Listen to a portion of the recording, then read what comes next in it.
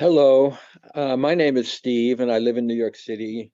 I'm 71 years old, and I will tell you briefly about what I think of as my conversion experience. I want to time myself so I'm not going on too long. It's actually a fairly simple story, but it took place over a long period of time. I was born in Brooklyn in 1951. As I said, I'm 71 years old, and I was raised as a good Catholic boy and was the kind of good Catholic boy who was going to join a religious order and spend my entire life in a teaching order, the Xaverian Brothers. That did not work out. When I was 14 years old and in my sophomore year, I told the headmaster of the school I was in that I was gay, and I was expelled from the school. And that began a long, long period of wandering for me. I very quickly, within the next 2 years, became an atheist and had rejected all of my Catholic upbringing and became a gay activist. And thought of myself as, very secular and did not have any particular connection with church or any church at all. But there is one fact that I think is important is that when I was a member of the Gay Liberation Front and we were planning the first gay pride march here in New York for 1970, we met at Church of the Holy Apostles, an Episcopal church in Chelsea, New York, on 28th Street and 9th Avenue, which is important to this story's ending. Anyway, I went on and on and on. And the way I ended up having a conversion experience was that I was living in San Francisco. Um, I had left New York after my best friend had died of a very strange cancer that may have been one of the early AIDS cases, maybe not. I'm not sure. We don't know. Um, but I was living in San Francisco and I was living in the Embarcadero YMCA. And I was still drinking heavily and taking drugs and living in a very pretty wild way. But I began to have symptoms of what they were then calling GRID, gay-related immunodeficiency, which was the first thing that they called what eventually became AIDS. And I had all of those early symptoms. I had fatigue, I had night sweats, I had fevers, I had weight loss, and I was scared. And I was fairly certain that I was probably going to die of whatever this was, because I was just like all the other people who were sick and dying of it. And I had not prayed in a long time. Um, but this is what happened. I remembered my Catholic upbringing and I remembered the phrase, ask and you shall receive. And so I uttered what I think of now as my very first honest prayer. Um, it was an angry prayer to a God I did not believe in, but I was checking off the box, like, all right, ask and you shall receive. And this was the way my prayer went. Yeah, well, I'm fucking asking, not expecting anything to happen, addressing a God enraged that, this is meaningless. But to my astonishment, something happened. And I wish to this day that I could look back and relive those few moments and feel again what happened, because it's more and more difficult as the years go on. That was now over 40 years ago. But something happened. And I knew something was happening. I knew I was in some way being answered, that this prayer, this angry prayer, was being answered. What I received was a sense of myself that I had never had before. I suddenly knew things that I had not known up until that moment. I was now 30, 31 years old, and I realized that I had been unhappy all of that time. And I knew why I was unhappy. I had been unhappy all that time because I had never forgiven anybody anything. And it was obvious to me that, one, I am a very angry, unforgiving man, and I have been unhappy for that very reason. And at that same moment, I was given the grace to forgive everything and everybody that I had not forgiven. And I suddenly knew that happiness was possible and real. And then I was angry all over again because I thought, oh, great. Now that I'm dying, now I get it. Great. Perfect timing, God. Really, this really is great. Um, and so I was but I was intrigued enough to know that something real had happened, and I didn't know what, and I had to find out what it was and why. And so I asked myself, well, a couple of things. One, I thought, okay, you're dying, you're certain your life is over, so now your life can be understood. I mean, it now had an ending. All right, what has my life meant up until then? And that's when I realized that I had been so angry and unforgiving, that I thought that's been the meaning of my life so far. I am an angry, unforgiving man. And then I thought, well, how did I end up with this insight? And I realized, okay, well, I said a prayer, and I hadn't prayed in any real way in decades. And I thought, oh, I prayed. Okay, well, that set me on a quest. I started to look into prayer. I thought, okay, well, what is prayer? And I started reading books about prayer. And so the first book I read was called "What Is Prayer" by Father Anthony Bloom, a Greek Orthodox metropolitan chaplain in London. And that began a quest for me to I went on a spiritual quest, and not knowing what else to do with this spiritual experience that I'd had, I went right back where I was first, I became a Catholic. I became a born again Catholic.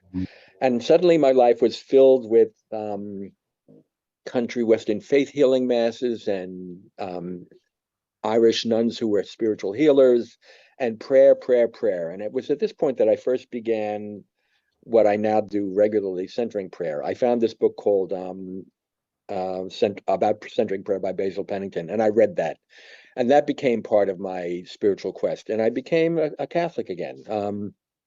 That didn't last because, well, I'm a gay man, and it was very hard to be a gay man in the Catholic Church, and also I was still drinking. And what happened was, in a couple of years of this quest, I found myself in AA. I found myself sober in AA, and that began the whole next level of the whole next phase of my journey, which was that I realized, oh, that's what all that was for. I was not supposed to become a Catholic again. I was supposed to get sober, and so I did. And so for the next, I'm now sober 38 years. So for the next 25 to 30 years, the 12 steps were my spiritual life. At some point during that period, I thought, well, maybe I would like formal religious affiliation again. And a lot of my friends had become Episcopalians. And so I got myself received into the Episcopal Church.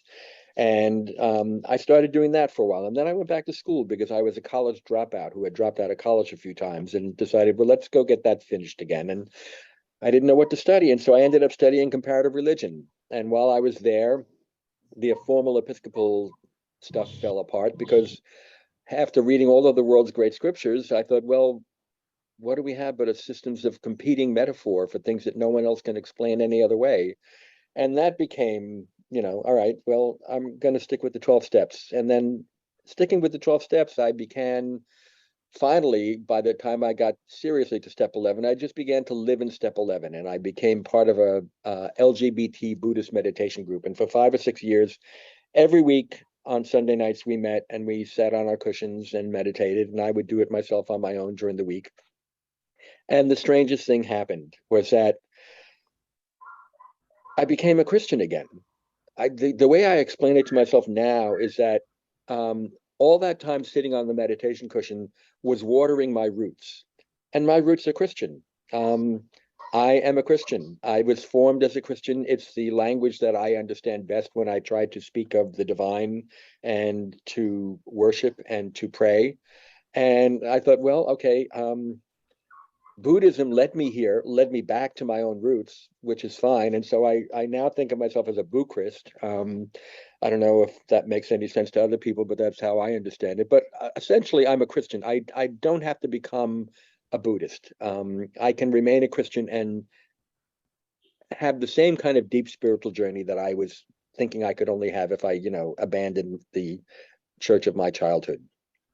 One of the things I learned when I was in school studying religion, the woman who ran the program at Hunter College, a wonderful woman, Professor Barbara Sproul, once said casually, don't change religions unless you absolutely have to. And I thought, all right, well, I had to change from the RC to the Episcopal Church, which is much more welcoming and opening. And they, after all, were the church where we met when I was a member of the Gay Liberation Front to plan the gay pride marches. And so that was okay. And when I finally realized that I don't have to leave Christianity, I can, my roots are here, and there's enough deep spiritual nourishment to be found here in many, many, many ways that I can now do this. And so I started going back to church again. I was church hopping, and I realized, well, let's go back to where I first, you know, found a church that I thought was admirable. And so I became a member of the Church of the Holy Apostles in Chelsea, New York, and I'm now on the vestry actually for the last 3 years.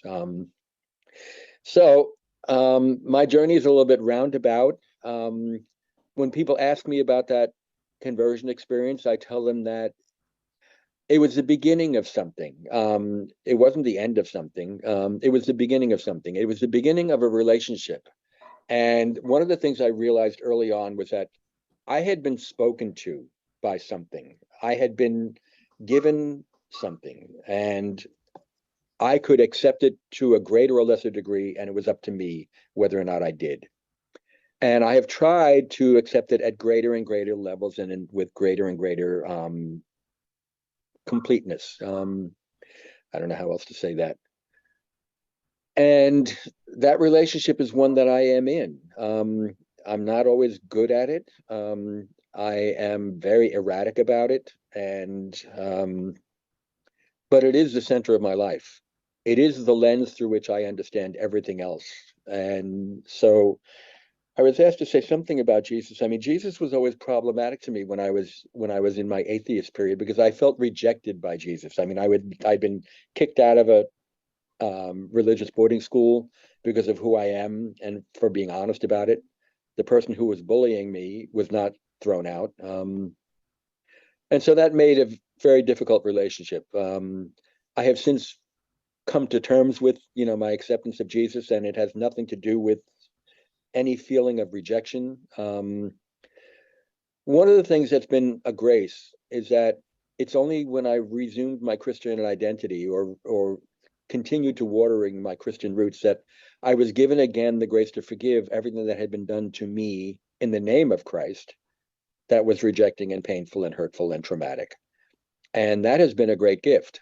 It's been very similar to the way that, my relationship with my father was healed through working the 12 steps of AA. I see I've gone on for over 10 minutes, and I don't know what else I have to say. I hope what I have said has been of some use and interest to you. And I'm very grateful for the opportunity to share my experience. And thank you for listening.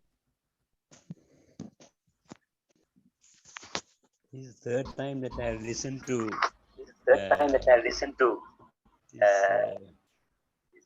our Steve's witness. In fact, of course, in different ways. My journey is not different to Steve's journey. And to tell you the truth, the book which he mentioned, that is Archbishop Bloom's book, How to Pray